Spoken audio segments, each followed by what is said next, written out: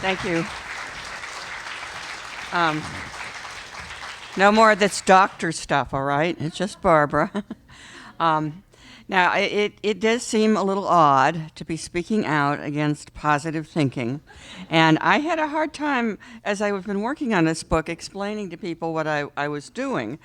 It sounds so twisted and mean, like taking a stand against peace or motherhood or Ellen DeGeneres. I hate positive thinking. So let me explain. I am not against having a nice day, or smiling at strangers, or partying, or anything like that. In fact, as mentioned, I wrote a book about joy called Dancing in the Streets, right? So, okay, I'm not a sourpuss.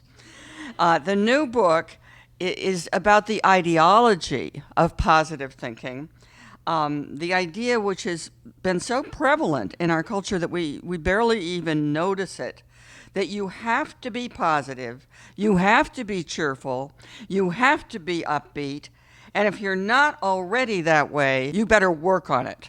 And believe me, there are the books and the DVDs and everything to help you work on it.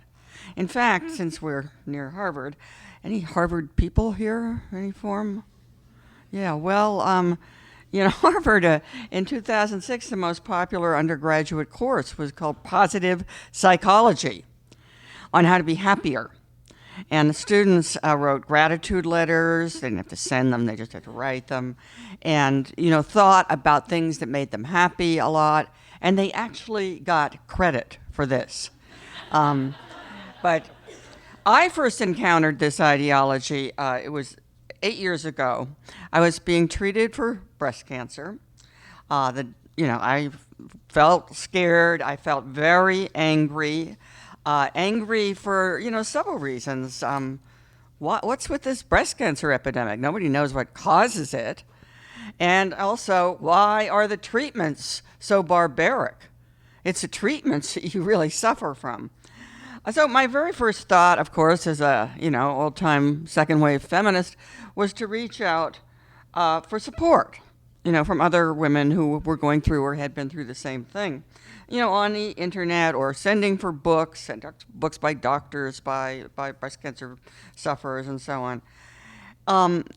But what I found was not support, was not what I was looking for at all. First, there's the pink ribbon thing. Now, I don't know, but I had trouble with. Now, this is Breast Cancer Awareness Month. We're all supposed to be really, into the pink thing this month. I could not get into the pink thing. I don't know what's wrong, especially when I began to find all the ads for pink breast cancer teddy bears. And that really had a profound existential effect on me. I realized I am not afraid to die, but I am not going into this last good night with a teddy bear tucked under my arm. A very important realization. And then there's another thing that goes on, particularly with breast cancer, but I've been told since, just in the last few days, as I talk to people about this, applies to some other cancers, is infantilization of the patient. And I found out that there was a breast cancer foundation in New York City that was giving a tote bag full of gifts to women who were undergoing treatment. Nice, I managed to get hold of one of these tote bags. In it were, there were some there's some cheap jewelry, there were some moisturizers, there were, some little cosmetic type things. And there was a box of crayons. So I called the foundation, and I said, this is really nice what you're doing, but what's with the crayons? And the lady who I had been put on to speak to said, well, that's in case you have anything you want to write down or jot down about your experience. I said, I'm a writer. We don't use crayons. And it's just, men are treated with somewhat more dignity. At least when they're diagnosed with prostate cancer, they're not given gifts of Matchbox cars, box cars. So the other thing I found as I entered this pink ribbon culture was a kind of mandatory optimism. The constant advice, in fact, exhortations to be positive about the disease, to think of this, in fact, as a growth experience, as a chance, that you were going to come out of this with being more evolved and more spiritual and sensitive. And I have to say, I just got nastier as a result of this disease. But anyway, in fact, it goes so far, this sort of bright siding of cancer, that you're expected to think of it not as a problem, not even as an annoyance, but as a gift. There's a book called The Gift of Cancer, A Call to Awakening, which tells you that cancer is your passport to the life you were truly meant to live. And there's even a T-shirt you can order right now that says on it, "Thank you, cancer." Almost enough to make you want to go and get an injection of live cancer cells or something. I did not feel grateful. That's not how I felt at all. All I could think of is, if cancer is your idea of a gift, take me off your Christmas list, please. So, at one point, I even, as an experiment, posted a statement on the Komen Foundation's message board. The Komen Foundation is the nation's largest breast cancer fundraising organization, and they, the people behind most of the runs and the walks for the cure. And so I posted something under the subject line, "angry." Said I was angry that nobody knew what causes the disease. I was angry about the treatments being so debilitating. And I also felt that the pink ribbon stuff trivialized the whole issue. Well, I got responses like this one from a woman who said, "Barb, you need to run, not walk, to get some counseling." That this is not permissible to be negative. I have since learned, in fact, that in the last couple of years, some breast cancer support groups have actually expelled women whose cancer has metastasized. You know why? Because it would be a downer for everybody else. You don't want that around. Everybody's supposed to keep in this good mood, because the dogma has been that this positive attitude is essential to recovery. That's what's going to pull you out of it. And that's certainly, that's been applied to just about any kind of cancer and to many other illnesses too. So, I've done some research then, and there's more information available than 8 years ago. And, how do they think a positive attitude is going to cure your cancer? Well, they think that one, it's going to boost the immune system, and two, that the immune system fights cancer. Two problems with that. One, there is no clear evidence that the immune system is responsive to your mood, unless it's extreme stress. Enough laboratory animals have been tortured in labs to discover that if a creature is stressed out enough, it gets sick. All right, we know that. But the other side, that if you're just happier, does not mean that you're going to get better. There is, more importantly, though, no evidence that the immune system fights cancer. Think about it. I mean, cancer these are your own cells. The immune system exists to fight foreign material that comes into the body, microbes that come into the body. So it doesn't recognize most cancer cells as foreign at all. More to the point, we now have big studies, some of them done by a new friend of mine, new from working on this book, James Coyne at the University of Pennsylvania, that has shown, that people who have these better attitudes, supposedly, are no more likely to survive breast cancer, neck cancer, throat cancer, or lung cancer. But there I was in 2001 being told essentially, if I didn't recover, it was going to be my own fault, right? I hadn't worked on my attitude enough. That was my first encounter with mandatory positive thinking, and I kind of put it out of my mind for a while. It seemed, maybe it's just part of the weird breast cancer cult we have going in this country. But I have since found that it is pretty much ubiquitous in American culture. There is no kind of problem in which you will not find that the advice is to just change your way of thinking, change your attitude. Don't have enough money, for example, a widespread problem today. There are hundreds of self-help books, DVDs, and things to tell you how you can attract money to yourself with your thoughts. A method that is supposedly so reliable that you are encouraged to begin spending it right now. Why has wealth eluded you so far? Well, things like low wages or unemployment and medical bills, those are excuses. The trouble is in your own mind. You have blockages to the idea of wealth. So there's so many things you could do to upgrade your positive thinking, all of which take some money from you. You might, if you had a lot of money, go on a weekend retreat in an exotic location with a really heavy-hitting motivational speaker like Tony Robbins. Of course, there's that sad case last week where some people were it was a $9,000 weekend in Sedona, Arizona, with a motivational speaker. And they were all packed into a sweat lodge, which for some reason had some toxins in the atmosphere. And 2 of them died, and about 12 others were made sick. Not positive thoughts notwithstanding. Or if you don't have that kind of money, and you can just read a book, or you can get inspirational posters. There's a company called Successories that manufactures nothing but inspirational tchotchkes, to put on your desk and in your office and on the walls. Most recently, there is a canny retailer who has invented, I don't know if you've seen these, the Life is Good line of products. There's nothing wrong with that proposition.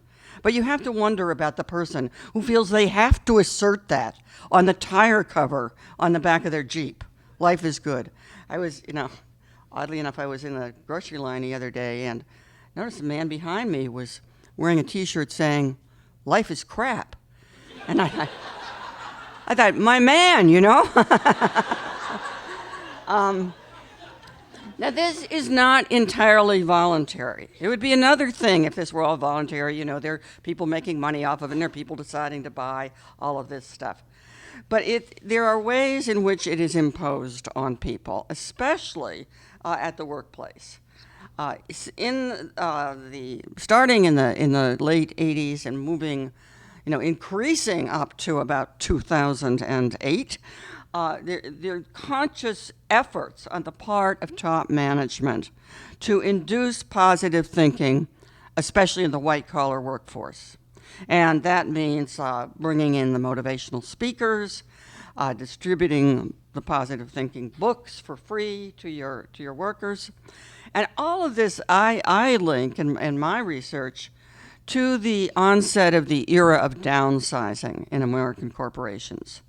That was the attraction to management, because when you're laying off a bunch of people, then you send them to the outplacement firm where they get pep talks on how this is really not a bad thing that's happening to them at all, being laid off. It's actually a great opportunity they're going to be grateful for someday. Sound familiar here? And the other thing is that you have people left behind who survived the layoff. How do you extract the most work for them when they know how disposable they really are as a result of the layoff? So you bring in motivational speakers for them. You send them on little retreats or outward bound expeditions so that they can, completely rethink their attitude. So this, it's very widespread, and you can see, the parallel here between the layoffs and the people with cancer is you take a person who's at some kind of crisis in their lives, either from a disease or spiraling down toward poverty as a result of job loss, and you tell them it's not a bad thing. It's an opportunity for change, for deeper spirituality, for well, they don't say character development. That's too old-fashioned. But, you try to turn it into a good thing. You also tell them at the same time that the cure for whatever bad happened to them is going to be positive thinking, whether it's cancer or whether you're looking for a job. Over and over again, you will be told, it's not your skills that matter. It's not what you know or on your resume. It's your attitude. You have to beam out a positive attitude. But the biggest incentive to think positively probably is not, quite so coercive, but is this idea that you can attract good things to yourself with your thoughts. Visualize what you want, and it will come to you. Recite affirmations, saying that you're going to get it and you're going to overcome all obstacles. You're going to get better. You're going to land this terrific job, and it will happen to you. This was the premise of the mega bestseller in 2006 called The Secret. Anybody here read The Secret? Then you feel embarrassed, but you did, right? Somebody read this book. It was a book and a DVD, and it's all about attracting stuff to yourself with your thoughts. Like there's a woman in the book, one of the examples is admires a necklace in a jewelry store window, and she manages to draw it to herself by thought alone. There's another woman who wants to find a boyfriend or a husband, so she empties out one of her bedroom closets, and she just moves stuff in her garage so there's room for another car. In other words, she visualizes his existence, and sure enough, poor guy gets dragged into this attraction. I'll even share with you how to get rich. It's a shame to keep these kinds of secrets. This is from another book, not The Secret, but it's called Secrets of the Millionaire Mind. And if you want to get the money you really deserve, I'm quoting now, place your hand on your heart and say, I admire rich people. I bless rich people. I love rich people. And I'm going to be one of those rich people too. And do that often enough, and it'll happen to you. Or if you're a Christian evangelical, you might want to use God as an intermediary in attracting whatever you want. And it's interesting that this trend in evangelical Christianity, I think at this point far overshadows the fire and brimstone fundamentalism of the Jerry Falwell and Pat Robertson types. This is the new Christianity of mega churches in America, is that you can have whatever you want. God wants to, quote, prosper you if you will let him. And so you don't even have to pray. You just thank him in advance. And Joel Osteen is, the most popular preacher probably in America, heads up the largest megachurch in America. And he, in his books, tells all the things the Lord has done for him. Like he just has to say, God, thank you for getting me the best parking space in this lot. And he's got it. Tables in restaurants, whatever. He thanks the Lord and he gets them. Now, you may be wondering, well, so what's wrong with this? I mean, what's wrong with thinking positively? What's wrong of thinking, even if there's no basis for that idea that you're going to get the best job and you're going to recover or whatever? Why not live with the comforting delusion that everything is going well and that God exists to serve your most petty needs, etc.? Well, there are two big things wrong with this, and I may be a little old-fashioned here, but I think delusion is always dangerous. It is a mistake to delude yourself. And I think the biggest example of that in our society has been the financial meltdown of '08. Many things contributed to that meltdown, and I'm not giving a full kind of analysis at all. But one thing that nobody else has really pointed out is this mandatory optimism that had permeated the corporate world. And also the economists. I mean, there were very few economists, I could probably name them all, in one breath, who said there might be a problem, that things might be very unstable. Mostly they said housing prices will go up forever, stock prices will go up forever. There was a book in the early part of this decade saying, it was called Dow 36,000. Nothing wrong could happen. And also on the part of many ordinary people, there was this idea, often, propagated by Oprah, propagated by the prosperity preachers, that God would back you up if you took on heavy debts. And if you'd never been able to get any credit before because of your credit history or your race or whatever, then, God was stepping in to bless you when along came this mortgage that didn't require a down payment or any proof of income or anything else. But mostly, I think the big problem was within the top echelons of the corporate culture themselves. They had been taken over by positive thinking, not just as a tool for controlling people being laid off or something, but as what the corporate world should be like. It was, a bad thing to be a negative person. To be negative was to be marked for dismissal. Has anybody here ever been told at work they're too negative? Yeah. All right. And that you have to become more positive and chirpy and everyone. Well, being negative might mean just raising a question. Like, I think don't we have a little bit too much subprime exposure in this bank? Or for a very poignant example, Lehman Brothers, remember them? The man who was in charge of their real estate division in 2006 went to the CEO, Richard Fuld, and said he thought what was happening with housing prices was a bubble, and they better change their business plan fast. So he gets fired for saying this. Because who wants somebody around like that? It's like the person who's metastasized in the breast cancer group. You don't want anybody who'll bring you down. And that, created this sort of bubble where it was not possible to see what was coming. People who tried to say something were culled out. My other big problem with this ideology of positive thinking is it's cruel.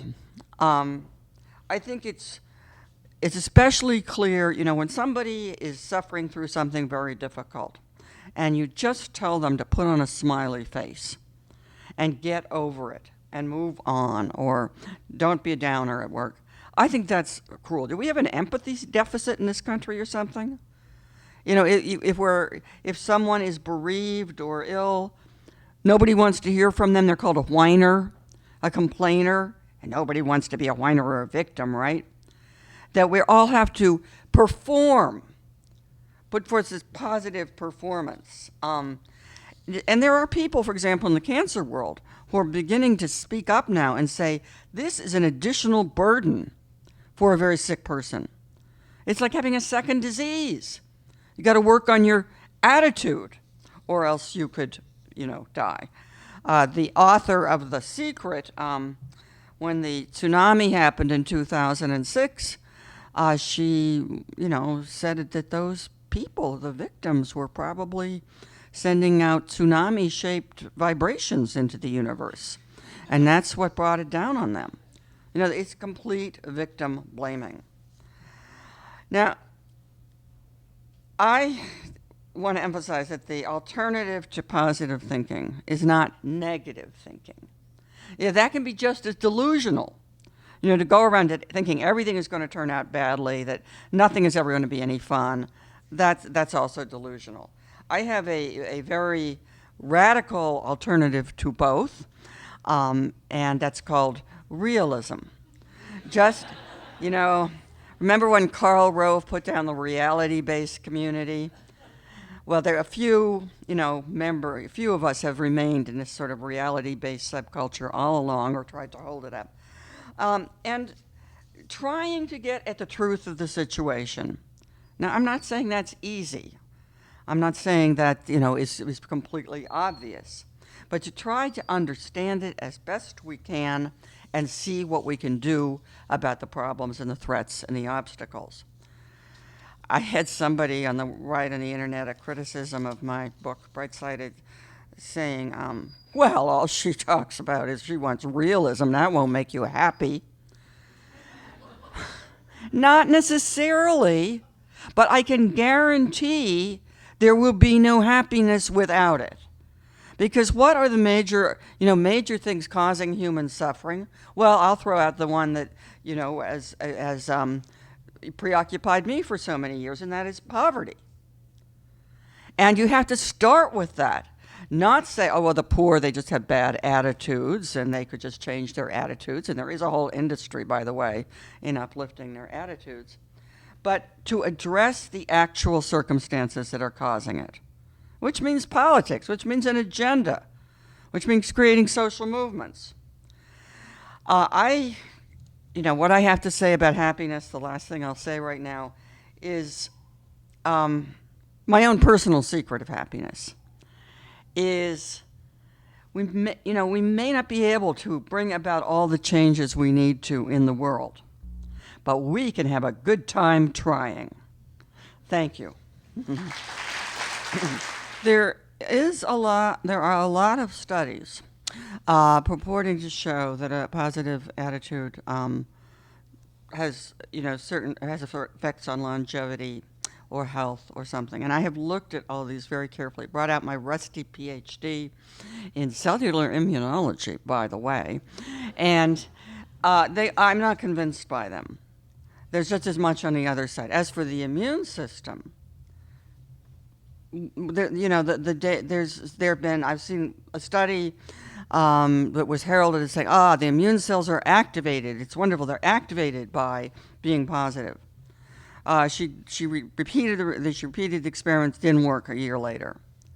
It's a mess. I mean, I could give you more examples of very dubious studies about longevity and supposedly positive attitudes or self-reported happiness or something. So that's one of the things my book takes on. I am not convinced by those.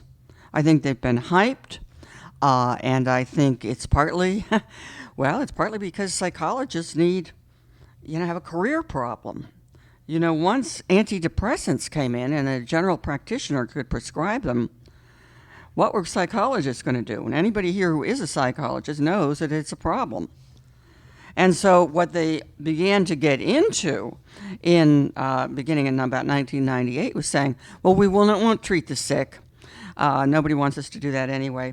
We're going to treat ordinary people and make them more positive. And that's positive psychology.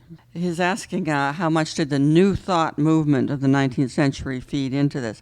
I have never encountered anybody in an audience I was speaking to had ever heard of the New Thought movement. This is exciting. But yeah, I have a whole chapter on that because this is a very American phenomenon. And it's easily traceable back to some very interesting independent thinkers in the mid-19th century. People like Phineas Parker Quimby, who was a watchmaker in Portland, Maine, and Mary Baker Eddy, who neither of these were people with any formal education, but they were rebelling against the dominant Calvinism of their time. The idea that we are all wretched sinners and will probably spend eternity in hell. And that was an idea that was making people like Mary Baker Eddy literally sick. With a kind of invalidism was an epidemic in America. And they had, I think, the independence of mind to say, hey, no, let's not think that way anymore. Maybe God doesn't hate us. Maybe there are opportunities and everything. And so I'm very sympathetic to the origins of this. Ralph Waldo Emerson was another of this ilk. William James, to an extent. But in the 20th century, it sort of begins to fuse with all of this, these get-rich-quick schemes and medical quackery which I certainly was involved in the 19th century too.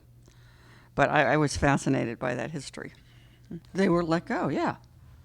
Yeah, who was the general who said we can't do this without, so many more, huh? I can't remember. So he gets fired, he gets demoted or shoved off. Sure. Yeah, absolutely. I mentioned it. I don't go into it in any great length, but George W. Bush was the most optimistic president since Reagan. And there's a distinction. And Clinton was pretty bad in this way too. But Bush, had been a cheerleader in college. And I think that's how he saw his role as president, was just to beam optimism at all times. So, Iraq would be a cakewalk, well into late 2000 and, into 2008 even. He was saying the economy is fundamentally sound, et cetera. 2008, could that have been? No, into, late 2007. So, yeah, it was and Condi Rice said in an interview at one point that she had doubts about Iraq. Well, thank you, Connie, for telling us that now. But that Bush really could not stand to have pessimists around him. So you had this kind of yes man groupthink culture in the public sector as well as the private.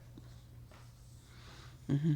Yeah, that's a good point. I didn't talk about that, but it's really kind of depressing, the happy endings all the time, that you can easily predict by the middle of the film.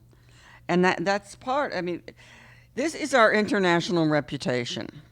That we're kind of naive, a little bit foolish, and insist on this artificial optimism at all times. And I think to a certain extent Americans have prided themselves on that too. But I think we could overcome it. I don't know if there is a connection between what has happened to college education and in general and Paddy's thinking. My own feeling, and I hesitate to say it in the vicinity of such an august institution, is that to a certain extent higher education has become very scam-like. You want a job? All right, we can't guarantee you'll ever get one, but we can give you the lottery ticket if you pay enough to put you in debt for years and years and years. And this is not working for people. Our economy is not generating, and was even well before the recession, was not generating enough jobs for college-educated people, for the number that we have. Now, it doesn't make me think that college education is a bad idea, because, I think it's great. Go study number theory, Hungarian medieval history, anything. It's fascinating. But it's been sold as a complete practicality, as a credential that will get you a job. And it doesn't work. Well, actually the recovery rates have not improved very much since the 1950s. So it's, it's heartbreaking to say that. But I think that breast cancer was really stigmatized. Remember some of us will be old enough to remember what a big deal it was when Betty Ford went public and said she had the disease. Because it used to be unmentionable. So obituaries would just say that so-and-so died after a long illness. It was, shameful or something. So I think that part of the awareness campaign is good. Getting past the stigma, being able to talk about it and recognize it. But then something else went on with breast cancer, which is it turned into a very important part of corporate branding. That is a way a corporation signals to consumers that it's woman-friendly. I can't tell you how many things have pink ribbons on them. Oh God, what was some of the most recent examples I have seen? Just got, in a supermarket. Campbell's Soup has pink ribbons. Oh, give me a break. Okay. So it's sort of they got carried away with destigmatizing, in other words, and it went along with this positive thinking stuff. She said she's taking issue with me. She's saying we do have a choice in how we respond to circumstances, although we do not cause those circumstances. She's not into the law of attraction, right? Um, and we do have a choice in, to be sort of defeated or to be positive and optimistic in how we handle things as they come along. Okay, I'm not going to disagree with you. I've thought of writing a self-help book, how I snarled my way through breast cancer, pushing back. I don't think that, how everybody works, and that would be silly to do. We shouldn't impose moods on people or something like that. What is often missing is listening to where they're really at. And I have heard from so many people who talked about losing a loved one, like a spouse or a parent, everybody knew was dying for months and months, but you were not allowed to say that. And the dying person was increasingly isolated in a way, because they had to keep up this mask of complete optimism. In other words, we're not allowing.